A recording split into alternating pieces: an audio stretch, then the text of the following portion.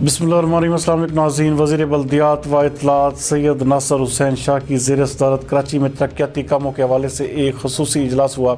हमारे नुमाइंदा खसूसी जावेद इब्राहिम मंगी के मुताबिक इजलास में वज़ीर तालीम व मेहनत सिंध सईद घनी, वज़ीर आला सिंध के मामले खसूसी व general secretary Peoples Party Sindh Waqar Mehdi, Peoples Party Karachi division के जनरल सेक्रेटरी जावेद नगोरी, कराची के तमाम डिस्ट्रिक्ट के सदूर, सेक्रेटरी बल्दियात नजमुद्दीन शाह, एडमिनिस्ट्रेटर कराची, तमाम DMCs के administrators, municipal commissioners, KMC, water board समेत दीगर महकमों के आला अफसरान भी मौजूद थे। इस इजलास में कराची में जारी तरक्याती कामों का जायजा लिया गया। इस मौके पर बात करते हुए सैयद नासर हुसैन शाह का कहना था कि तमाम जारी तरक्याती मनसूबों को मुकर्रर मुद्दत में हर सूरत में मुकम्मल किया जाए। उन्होंने कहा कि इस वक्त कराची में तरक्याती काम सिर्फ सिंध हुकूमत ही करवा रही है, जबकि वज़ीर सईद घनी का कहना था कि ये तासुर देने की कोशिश की जा रही है कि कराची को वफाक के पैकेज से चलाया जा रहा है। हकीकत यह है कि वफाक की जानब से पहले भी 162 अरब रुपए के पैकेज का लॉलीपॉप दिया गया और अब तक वफाक की जानब से इन मनसूबों के लिए कोई भी रकम नहीं दी गई।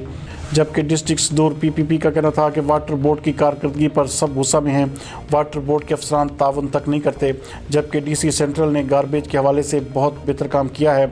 इस मौके पर सैयद नासर हुसैन शाह का मजीद कहना था कि वाटर बोर्ड शहर में लीकेजेस बंद करने पर तवज्जो दे ताकि सड़कें ख़राब होने से बच जाएँ, जबकि तमाम महकमों के अफसरान डिस्ट्रिक्ट की सतह पर मीटिंग्स करके आवाम के मसाइल को हल करें।